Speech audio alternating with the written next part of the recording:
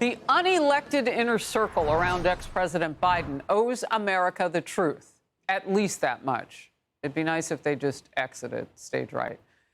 Did they do more covering up of Biden's rapid mental decline behind the scenes, or did they do more policymaking hidden from public view?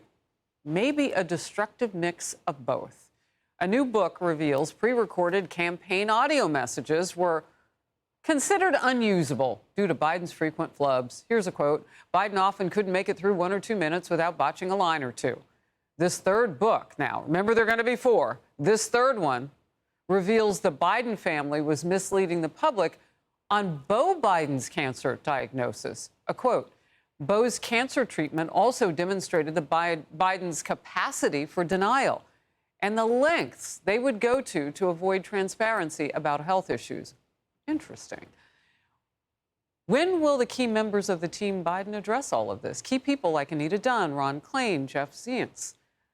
Senator Ron Johnson has requested several of Biden's cabinet members now to testify. He's asking, will these individuals finally tell the truth, or will they double down on their lies?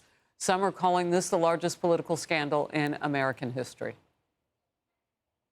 I think this is the biggest political scandal in American history. It appeared for somewhere between 1 and 2 years, we had no president, and we literally had staff running the country.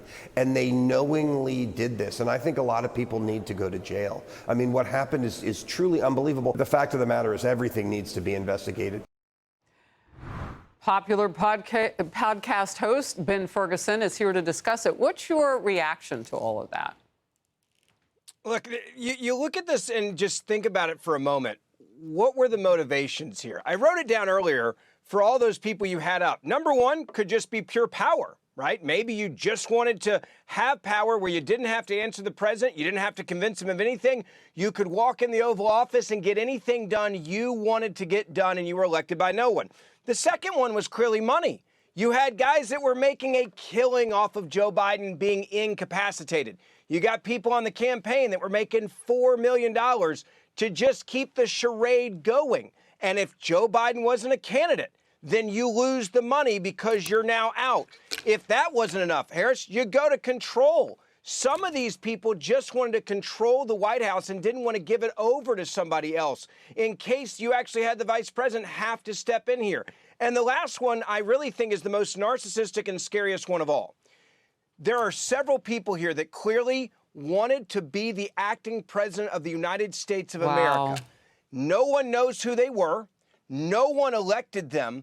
And they said, this is Weekend at Bernie's. So, this guy has no clue we're even around him. They don't even know our name. He didn't know our name anymore, for goodness sakes. And we get to be the leader of the free world.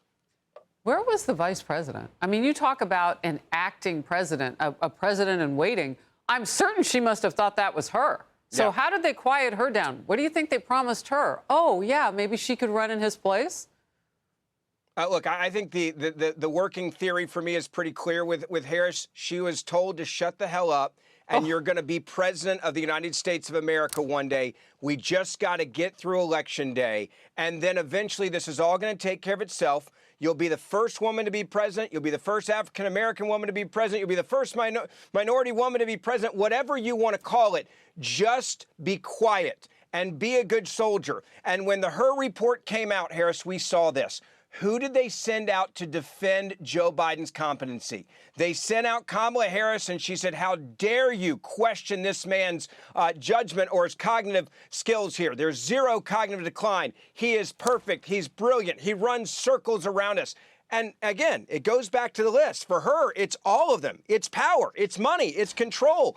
It was to be the president of the United States of America. That was the payoff for her. And everyone around him, they got rich in the process as well. People need to go to jail for this. You know, when you quoted her so strongly trying to defend Biden's mental, like, how could you even question her about it? Because she was so right about how he was mentally fine. He was that ought to be a disqualification from her ever running for president again, because she's not a very good observer. I mean, why would we want that person in the White House? Yeah, I mean, the nation made that decision once. If she ever runs again, they should just DQ her off the top. Anyway, a long time Washington... This is a coup. Yeah, wow. A longtime Washington Post columnist tore into First Lady Jill Biden, so you might want to put her on the list. She's the real person to blame for President Biden's aborted 2024 run. Watch this. Honestly, I blame Jill Biden for this. Jill Biden is his wife. And if Jill Biden had stood up and had gone to him and said, Joe, you can't do it. And if you do, you're on your own. I'm out. He wouldn't have run because he couldn't have done it without her support. And, she clearly was in favor of his running. And I just think it was a terrible disservice to the country. I felt sorry for Joe Biden because I didn't think she was protecting him. I thought it was just elder abuse, really. Keep hearing that term, elder abuse. Ben.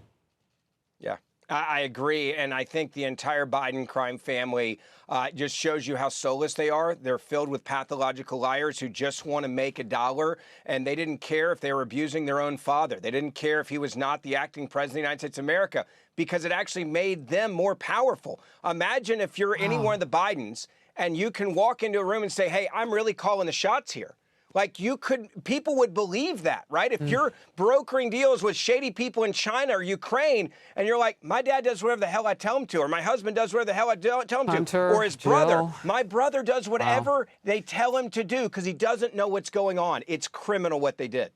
Ben Ferguson, thank you. Hey everyone, I'm Emily Campagno. Catch me and my co-hosts Harris Faulkner and Kaylee McEnany on Outnumbered every weekday at 12 p.m. Eastern, or set your DVR.